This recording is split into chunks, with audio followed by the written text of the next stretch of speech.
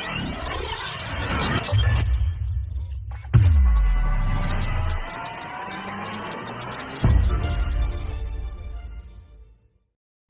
guys, Random Channel kembali. Apa kabar kalian hari ini? Semoga sehat selalu dan mudah rezekinya. Kali ini Mimin akan menceritakan alur cerita dari film One no Kadin. Film ini diliris pada tahun 2014 yang disutradarai oleh Sukumar dan dibintangi oleh Mahesh Babu. Sebelum lanjut ke alur ceritanya, dukung terus channel Mimin ya dengan cara like, subscribe, dan nyalain tombol loncengnya. Dan Mimin juga mau ngingetin agar nonton filmnya terlebih dahulu karena film ini berisi konten full spoiler. Film One no Kadin ini menceritakan tentang pembalasan dendam seorang pria atas kematian kedua orang tuanya. Bagaimana keseruan kisahnya? Langsung saja kita ke alur ceritanya.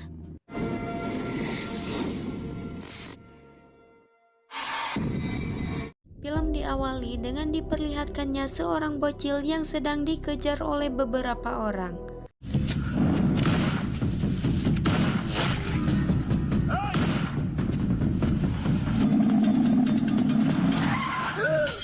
Ternyata itu hanyalah mimpi dari seorang pria yang bernama Gautam. Dan mimpi tersebut merupakan masa lalunya saat ia masih kecil. Kemudian Gautam memulai konsernya yang disaksikan oleh ribuan penggemarnya karena ia merupakan seorang bintang rock yang sangat terkenal. Saat Gautam hendak bernyanyi, tiba-tiba datanglah seorang pria dari kerumunan dan menembaknya. Akan tetapi tembakan itu pun meleset. Kemudian Gautam mengejar pria tersebut. Saat mengejarnya, Gautam ditabrak oleh pria tersebut menggunakan mobilnya. Untungnya guys, si Gautam ini jago salto, kalau enggak udah KO deh. Kemudian Gautam mengejar pria tersebut menggunakan sepeda motor. Dengan aksinya, Gautam berhasil membuat mobil tersebut terbang di udara dan terguling. Di sana, seorang gadis yang bernama Samira merekam kejadian tersebut. Kemudian Gautam menghajar pria tersebut dan membunuhnya.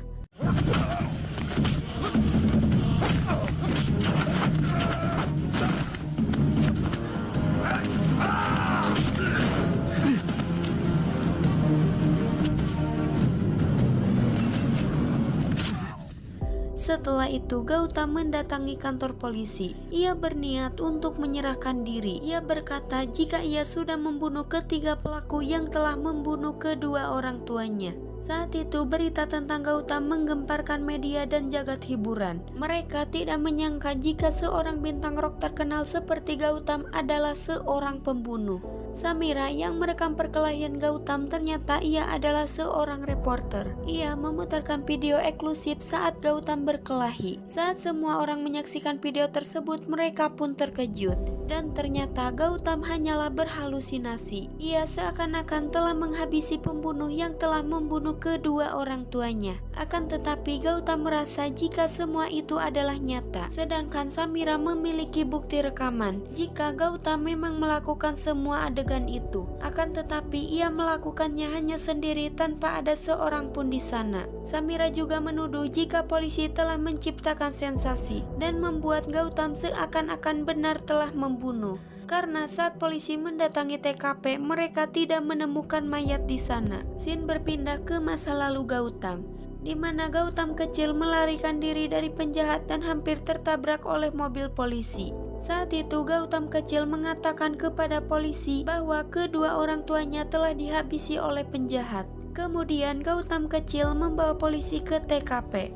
Akan tetapi di sana tidak ada mayat siapapun. Saat itu supir bis mengatakan jika Gautam memiliki gangguan mental dan selalu berhalusinasi. Singkat cerita, Gautam dibawa ke rumah sakit untuk dilakukan pemeriksaan terhadap mentalnya. Saat itu dokter mengatakan jika Gautam memiliki gangguan introgasi, maka dari itu ia memiliki kekurangan dalam mengingat sesuatu dan selalu berhalusinasi. Dokter juga berkata jika Gautam sejak kecil tidak memiliki orang tua, dan karena itulah Gautam menciptakan ilusi seakan-akan orang tuanya ada dan mereka dibunuh oleh penjahat. Menurut dokter, Gautam memiliki kelainan yang tidak bisa membedakan antara khayalan dan kenyataan. Karena saat Gautam diminta untuk mengingat wajah orang tuanya, Gautam tidak bisa mengingatnya. Bahkan Gautam tidak mengetahui nama kedua orang tuanya. Akan tetapi meski begitu, Gautam tetap yakin bahwa kedua orang tuanya telah dibunuh oleh 3 penjahat semasa ia kecil. Di tempat lain kita diperlihatkan dengan seorang pria yang bernama Antonio. Saat itu seorang ilmuwan menemuinya. Ilmuwan tersebut telah menemukan fakta bahwa perusahaan milik Antonio menjadi penyebab kematian orang-orang di wilayah tersebut. Antonio yang tidak mau ada orang yang mengetahui hal tersebut, ia pun membunuh sang ilmuwan. Di malam hari ada 4 pria yang mencoba memasuki rumah Gautam. Sebagai bukti, Gautam memotret orang-orang tersebut lalu menghajarnya.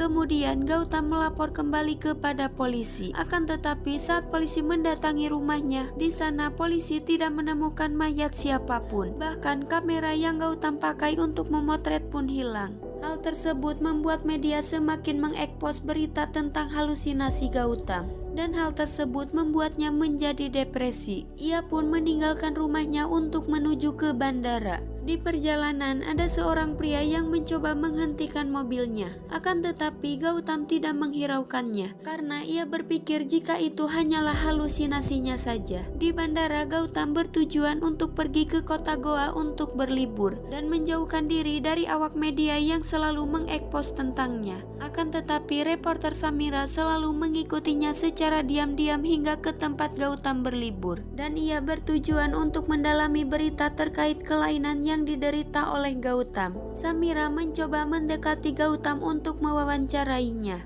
Akan tetapi Gautam menolak dan malah mengusirnya. Kemudian Samira membuat rencana untuk mendekati Gautam. Samira membohongi Gautam dengan cara berganti pakaian dan berganti karakter. Setiap kali menemui Gautam, Samira memainkan wataknya yang lembut dan halus. Terkadang juga sebaliknya. Samira melakukan hal tersebut agar Gautam merasa seolah-olah itu adalah halusinasinya. Dan saat melakukan adegan tersebut, Samira merekamnya dengan kamera tersembunyi. Bahkan dengan bangganya ia memamerkan rekaman tersebut kepada teman-temannya sebagai bukti bahwa ia telah berhasil mengerjai seorang bintang rock terkenal. Saat itu Gautam melihat seorang pria yang ia yakini bahwa pria tersebut adalah salah satu pembunuh orang tuanya. Akan tetapi Samira tidak percaya dengan apa yang disampaikan Gautam. Kemudian ia meminta Gautam untuk menjadi pacarnya selama 1 hari. Samira berkata bahwa dirinya adalah penggemar beratnya dan permintaan penggemar harus dipenuhi. Karena risih dengan Samira, Gautam pun memberinya obat tidur yang membuatnya tak sadarkan diri.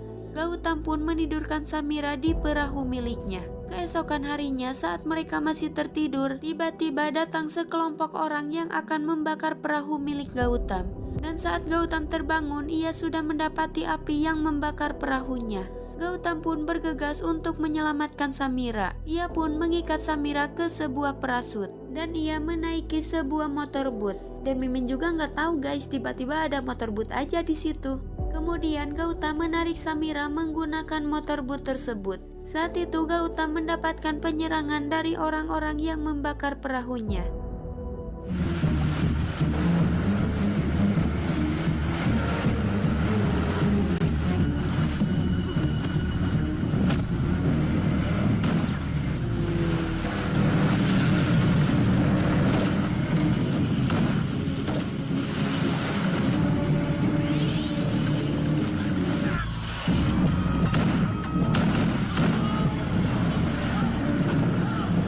Kemudian Gautam lebih memilih melarikan diri dengan menaiki parasut yang ia ikatkan kepada Samira. Singkat cerita, saat Samira terbangun, ternyata ia sudah terdampar di sebuah pulau. Samira juga melihat Gautam ada di sana dengan keadaan pingsan. Kemudian Samira pun menghampiri Gautam dan membangunkannya. Setelah sadar, Gautam menceritakan semua yang terjadi kepada Samira. Akan tetapi Samira tidak percaya. Ia malah berpikir jika Gautam hanya berhalusinasi.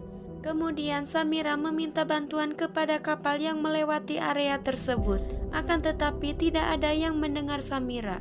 Saat itu Gautam menemukan kamera rekaman milik Samira. Gautam pun telah mengetahui jika Samira sudah membohonginya. Kemudian Gautam mengerjai Samira. Ia berpura-pura berhalusinasi. Ia juga berkata jika Samira tidak nyata. Untuk membuktikan bahwa Samira nyata, Gautam meminta Samira untuk menciumnya. Setelah itu Gautam menunjukkan rekaman video saat Samira membohonginya.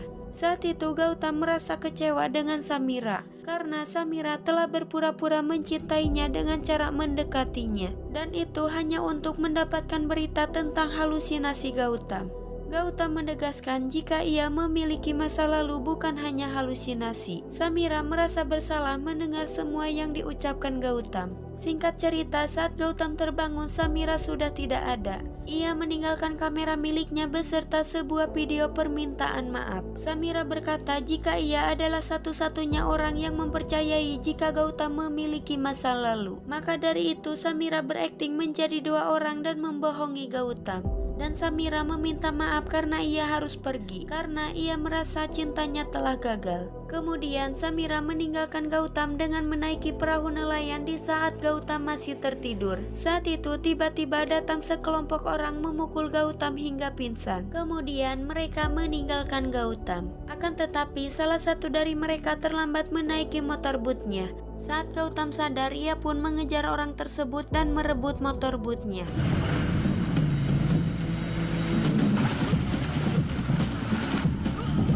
Kemudian Gautam pergi menemui Samira. Ia berkata kepada Samira jika para penjahat itu ingin membunuh Samira bukan dirinya. Hal itu terbukti karena mereka tidak membunuh Gautam meskipun mereka mempunyai kesempatan. Akan tetapi Samira tidak percaya dengan apa yang dikatakan Gautam. Bahkan Samira malah melarikan diri dan pergi meninggalkan Gautam. Gautam pun terus mengejar Samira. Bahkan meskipun Samira terus menghindarinya, Gautam tetap membuntutinya dan menjaganya agar Samira tetap aman. Suatu malam, sekelompok orang memasuki kediaman Samira. Kemudian Gautam menghajar sekelompok orang tersebut.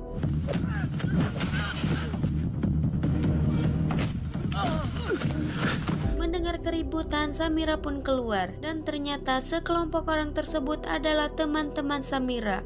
Mereka berniat akan memberikan kejutan kepada Samira karena pada hari itu Samira ulang tahun. Akan tetapi Gautam malah menghajar mereka dan mengira jika mereka akan membunuh Samira. Sejak saat itu Samira semakin marah dan membenci Gautam. Gautam mencoba meminta maaf, akan tetapi Samira tidak memaafkan Gautam. Gautam akhirnya semakin tertekan dan ia tidak bisa membedakan antara hayalan dan kenyataan. Bahkan saat para penjahat tersebut datang dan akan melukai Samira, Gautam tidak memberikan perlawanan karena ia berpikir jika itu hanyalah halusinasi. Para penjahat tersebut pun memukul Gautam dan menyayat leher Samira. Kemudian Gautam menghajar para penjahat tersebut dan menyelamatkan Samira.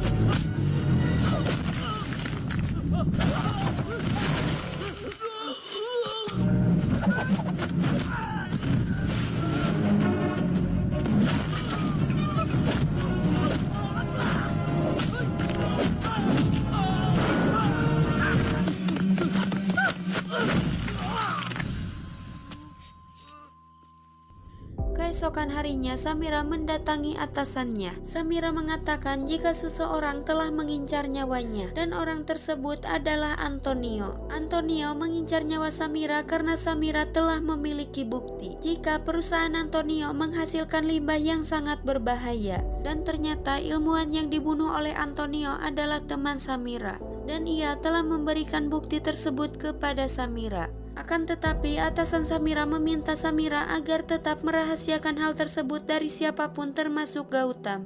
Atasan Samira juga memberitahukan jika 5 menit sebelum Samira datang, Antonio terlebih dahulu menemuinya. Bahkan Antonio mengancam atasan Samira agar tidak membuka mulut kepada siapapun. Jika tidak, maka Antonio akan membunuh Samira dan dirinya. Di sisi lain, Gautam yang menunggu Samira bertemu dengan atasannya, ia bertemu dengan Antonio di toilet. Kemudian Gautam menodongkan pistol kepada Antonio. Akan tetapi Gautam mengira jika itu hanyalah halusinasinya karena tidak mungkin Antonio tiba-tiba berada di sana. Saat itu Gautam menceritakan tentang ayah dan ibunya yang dibunuh oleh 3 orang penjahat. Gautam berkata jika salah satu dari mereka memiliki wajah yang mirip dengan Antonio. Gautam yang mengira Antonio hanyalah ilusi, ia pun menembak mati Antonio. Mendengar suara tembakan, Samira pun datang. Kemudian Gautam berkata, "Aku membunuh penjahat itu, sekarang ia tidak akan berani lagi datang ke mimpiku." Mendengar hal tersebut, Samira pun mengecek ke toilet. Dan ternyata Gautam benar-benar telah menghabisi Antonio. Setelah sadar jika Antonio nyata, Gautam pun terkejut dan merasa panik. Karena jika Antonio benar-benar mati, maka tidak akan ada yang bisa membuktikan jika masa lalunya nyata bukan hanya halusinasi. Kemudian Gautam membuang mayat Antonio. Setelah itu Gautam bertekad akan mencari 2 pembunuh yang tersisa untuk membuktikan jika orang tuanya memang ada. Singkat cerita, Gautam kembali pulang ke rumahnya. Saat itu ia teringat dengan kamera yang pernah ia gunakan untuk memotret sekelompok orang yang menyerangnya. Kemudian Samira dan Gautam menemukan kamera tersebut. Lalu mereka mencari informasi melalui foto-foto tersebut. Dan dari foto-foto tersebut, Gautam berhasil melihat gerakan tangan salah satu orang tersebut saat ia akan menekan nomor ponsel yang akan dihubungi. Setelah menggabungkan foto-foto tersebut, akhirnya Gautam mendapatkan nomor ponsel seseorang. Kemudian Gautam menghubungi nomor ponsel tersebut. Lalu seorang pria tua yang bernama Depak mengangkat telepon tersebut. Ternyata Gautam sudah berada di tempat Depak. Dan Mimin gak ngerti juga guys, kenapa si Gautam ini tiba-tiba langsung tahu alamat si Depak. Saat itu Gautam menghajar Depak. Kemudian Depak menjelaskan jika ia adalah seorang pemilik perusahaan taksi. Ia menjelaskan jika orang-orang yang datang ke rumah Gautam adalah supir taksi perusahaannya. Karena setelah mengetahui berita halusinasi Gautam, Depak sengaja mengirim supir taksinya untuk memberitahukan kejadian sebenarnya tentang masa lalu Gautam. Depak juga memberitahukan jika ia pernah mencoba menghentikan Gautam di jalan. Akan tetapi Gautam saat itu tidak menghiraukannya, karena Gautam berpikir jika itu hanyalah halusinasinya. Kemudian Depak menjelaskan apa yang sebenarnya terjadi. 20 tahun lalu Depak berprofesi sebagai supir taksi. Saat itu ia mengangkut 2 orang penumpang yang salah satunya adalah Antonio. Mereka menyuruh Depak untuk mengikuti sebuah bis. Ketika bis tersebut berhenti, kedua orang tersebut masuk ke dalam bis dan membunuh kedua orang tua Gautam. Melihat kejadian tersebut, Gautam pun melarikan diri dan mereka pun mengejarnya. Saat itu Depak diberikan sebuah kantong oleh ayah Gautam. Kemudian Depak mengejar Gautam dan penjahat tersebut hingga Gautam bertemu dengan polisi. Di sisi lain, supir bis dan kondektornya memindahkan mayat orang tua Gautam ke dalam bagasi mobil taksi. Mereka juga membersihkan darah yang ada di bis tersebut. Dan karena hal tersebutlah yang membuat polisi tidak menemukan mayat orang tua Gautam. Bahkan saat itu supir bis mengatakan jika Gautam mengalami gangguan jiwa. Dan setelah kejadian tersebut, Gautam sulit membedakan antara hayalan dan kenyataan. Di sisi lain, Depak diancam oleh para penjahat agar tidak membongkar rahasia tersebut. Kemudian Depak diperintahkan untuk mengubur mayat orang tua Gautam. Setelah menceritakan semuanya, Depak membawa Gautam ke makam orang tuanya. Setelah itu Depak juga memberikan sebuah kantong kepada Gautam yang dititipkan oleh ayah Gautam kepadanya. Dan kantong tersebut berisikan sebuah kubus Rubik dan koin buatan Inggris. Untuk menyelidiki benda tersebut, Gautam dan Samira berencana untuk pergi ke Inggris. Kemudian Gautam menelpon temannya yang bernama Michael agar menjemputnya di bandara. Sesampainya di Inggris, Gautam dan Samira justru malah dijemput oleh supir taksi yang bernama Gulab. Saat itu seorang pria yang bernama Narpin menemui Gautam. Ia berkata jika ia adalah salah satu penggemar beratnya. Kemudian ia meminta berfoto bersama Gautam. Singkat cerita, Gulab mengantar Gautam ke tempat tujuan. Akan tetapi saat akan memasuki terowongan, tiba-tiba mobil mereka terpental.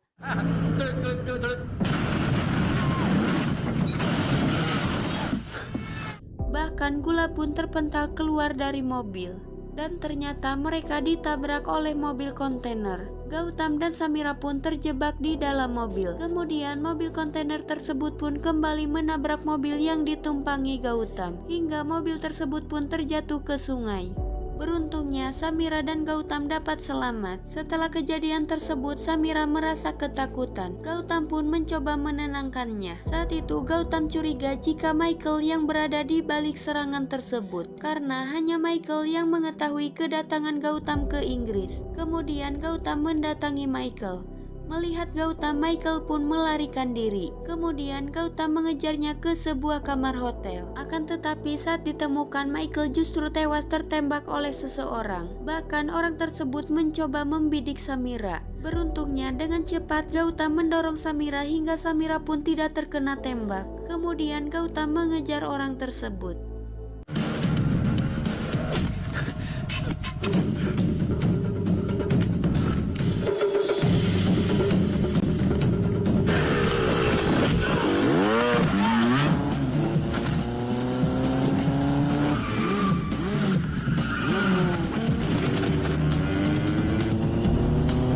Tetapi Gautam malah terjatuh dan pingsan. Singkat cerita, Gautam pun telah sadar. Saat itu ia menceritakan bahwa ia tidak bisa mengingat wajah orang tuanya karena rasa takut berlebihan yang ia derita sejak ia menyaksikan pembunuhan terhadap orang tuanya. Gautam juga merasa putus asa karena ia tidak tahu siapa lagi selain Antonio yang telah menghabisi orang tuanya. Kemudian Samira memberikan kubus Rubik peninggalan ayah Gautam untuk mendapatkan informasi. Setelah itu Gautam pun menyusun kubus Rubik tersebut. Dan alhasil Gautam mendapatkan logo sebuah bank lengkap dengan nomor rekeningnya. Setelah itu Gautam mendatangi bank tersebut. Di sana ia menunjukkan nomor rekening yang tertera di kubus Rubik tersebut. Setelah itu seorang pekerja bank mengantar Gautam untuk mengambil sebuah barang simpanan yang telah disimpan oleh ayah Gautam. Dan ternyata barang tersebut berupa sebuah bibit padi. Gautam pun semakin bingung dan penasaran. Setelah itu Gautam pergi meninggalkan bank tersebut bersama Samira yang telah menunggunya di luar. Saat di parkiran tiba-tiba sekelompok geng motor mencoba menyerang Gautam.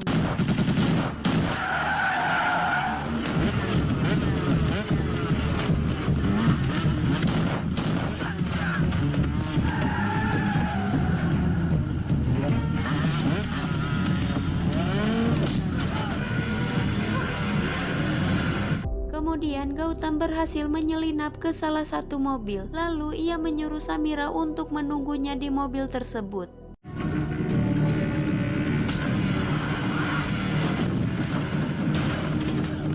Setelah itu Gautam bergegas membawa mobil tersebut. Kemudian ia menabrak mobil polisi. Saat itu ia sadar jika Samira tidak ada di dalam mobil. Lalu Gautam ditangkap oleh polisi karena ia telah menabrak mobil polisi.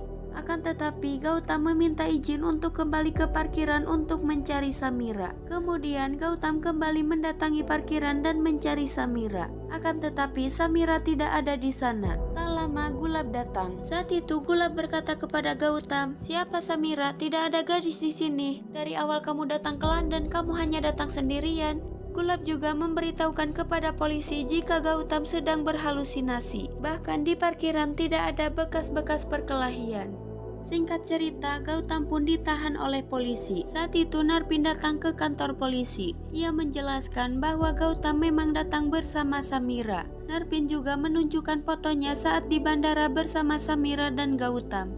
Kemudian Narpin meminta polisi agar membebaskan Gautam. Akan tetapi polisi tidak mau melakukannya karena Gautam telah merusak mobil mereka. Saat itu seorang pria yang bernama Rajesh datang. Kemudian Rajesh membayar uang jaminan Gautam dan akhirnya Gautam pun dibebaskan. Setelah bebas, Narpin meminta Gautam untuk ikut dengannya. Begitu juga dengan Rajesh. Hingga mereka pun berebutan untuk membawa Gautam. Kemudian Gautam meminjam HP Narpin untuk menelpon Gulab. Saat itu Gautam mengungkapkan bahwa ia dan Gulab telah bersekongkol untuk berpura-pura menghilangkan Samira dan menabrak mobil polisi. Tujuannya agar Gautam ditahan di kantor polisi dan memancing penjahat agar datang dan membebaskan Gautam. Karena jika Gautam tetap berada di kantor polisi, maka akan sulit bagi pembunuh untuk menghabisinya. Karena kedatangan Narpin dan Rajesh, Gautam kini mengetahui jika mereka adalah orang yang mengincar nyawa Gautam. Akan tetapi Gautam bingung dengan tujuan mereka yang ingin membunuh Gautam. Saat itu Gautam menghajar mereka. Kemudian Gautam meminta mereka untuk memberitahukan tujuan mereka, dan jika tidak maka Gautam akan membunuh mereka.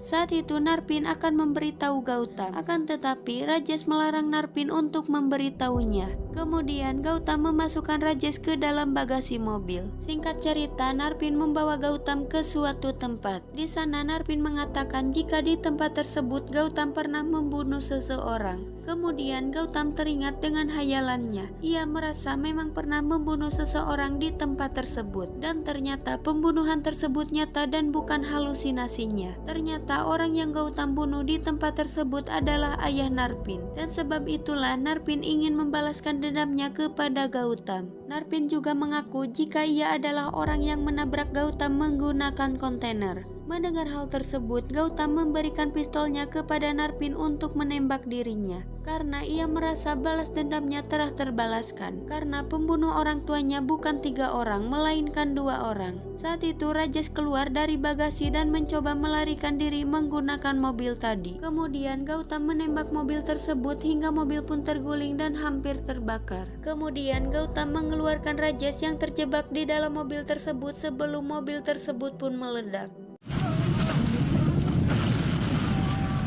Saat Gautam menodongkan pistolnya kepada Rajesh, bos Rajesh yang bernama John menelpon. Setelah melihat foto John di ponsel, ia sadar jika orang kedua yang membunuh orang tuanya adalah John, bukan ayah Narpin. Karena ayah Narpin hanya teman lama John, dan Gautam menyangka jika ayah Narpin adalah pembunuh orang tuanya. Narpin juga mengetahui jika ayahnya dibunuh oleh Gautam dari John. Ternyata Gautam telah difitnah oleh John dan memberitahukan kepada Narpin jika Gautam telah membunuh ayahnya. Padahal kenyataannya saat peristiwa tersebut justru John yang telah menabrak ayah Narpin. Setelah itu Gautam mendatangi tempat John. Saat itu John menceritakan apa yang terjadi. Dulu John dan ayah Gautam adalah seorang ilmuwan dan mereka juga berteman baik. Suatu hari ayah Gautam berhasil menemukan bibit padi unggul, di mana bibit tersebut dapat tumbuh di dalam segala kondisi dan cuaca apapun. John meminta agar bibit tersebut dijual kepada perusahaan. Akan tetapi ayah Gautam menolak. Ia lebih memilih memberikan bibit tersebut kepada masyarakat demi kemakmuran mereka. Dan John berencana untuk merampas bibit tersebut, dan karena hal itulah ia membunuh orang tua Gautam. Akan tetapi ia tidak berhasil merampas bibit tersebut. Maka dari itu ia menyuruh anak buahnya untuk membuntuti Gautam selama di London. John juga mengaku jika ia yang telah menyuruh anak buahnya untuk membunuh Michael. Dan ia juga mengirim anak buahnya agar mengeluarkan Gautam dari penjara. John mengeluarkan Gautam dari penjara agar ia mendapatkan bibit tersebut. Setelah mendengar semua itu, Gautam menembak kaki John dan membunuh semua anak buah John.